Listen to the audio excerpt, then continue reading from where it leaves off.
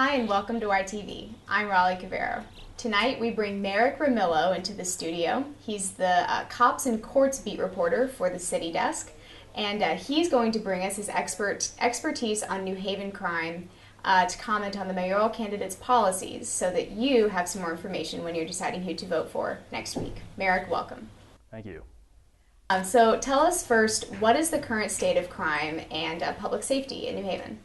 So you look at violent crime rates over the past 2 years since 2011, and we see a general decrease in things such as homicides and non-fatal shootings. In 2011, we saw 34 homicides in New Haven.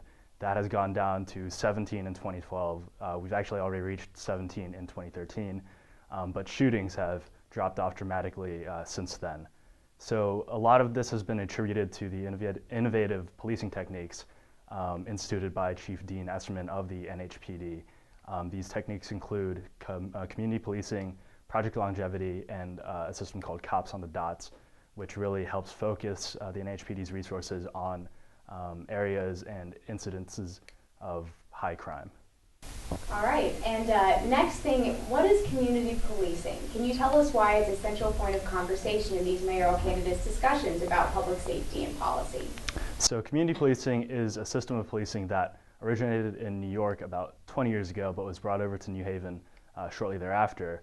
The premise is getting cops out of their patrol cars and into walking beats into the city's neighborhoods so that they get out and they get to know the people within the neighborhoods and form bonds, really nurturing a relationship between the cops and the citizens of the city.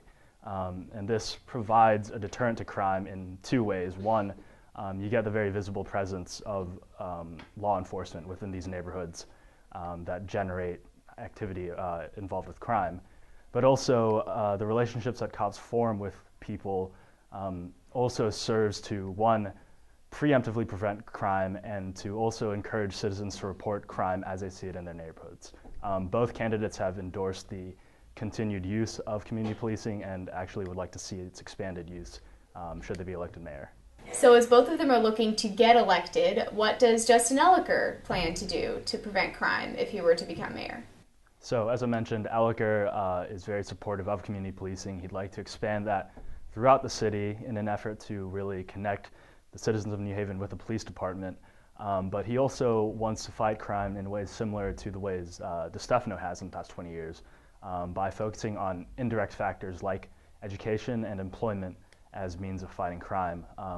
Elicker has mentioned that he'd like to bring new jobs to the citizens of New Haven that would otherwise turn to crime as a means of supporting themselves. Additionally, Elicker has mentioned opportunities in education and after-school programs for kids that are at risk as ways to kind of keep them out of trouble and off the streets.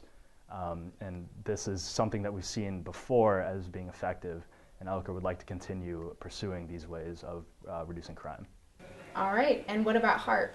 So HARP similarly would like to engage the community with the police through community policing, but she also is looking at the organization of municipalities as a way of reducing crime. For example, she'd like to reorganize some facets of the New Haven Police Department with Chief Esserman's approval.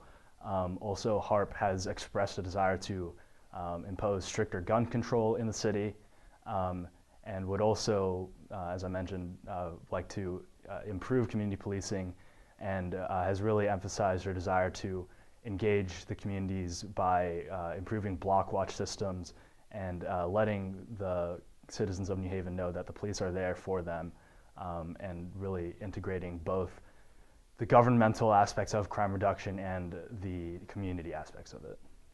And what is the relationship between the mayor's office and the police? What does NHPD really need from New Haven's next mayor? So it's a very serious working relationship because the mayor's office will generally provide guidance from a broader city perspective to the New Haven Police Department. And with that, the police are to develop their crime reduction policies in a way that is efficient and cost-effective for the mayor to be able to implement different systems. So what the NHPD is really looking for out of the next mayor is a willingness to provide necessary resources to fund various things, such as ongoing projects in project longevity and community policing and the different existing COP systems, and looking for ways to innovate to stay, I guess, one step ahead of criminals in the city. They're looking for someone that is very involved with the department, that keeps up to date with ongoing trends, but one that is willing to respect their authority in this area and kind of let them operate as they need to. Fantastic. Thank you so much for that information. I'm sure viewers will very much appreciate it when they go next week to make their decision in this mayoral race. This has been YTV. Thank you for watching. We'll see you Sunday at 5.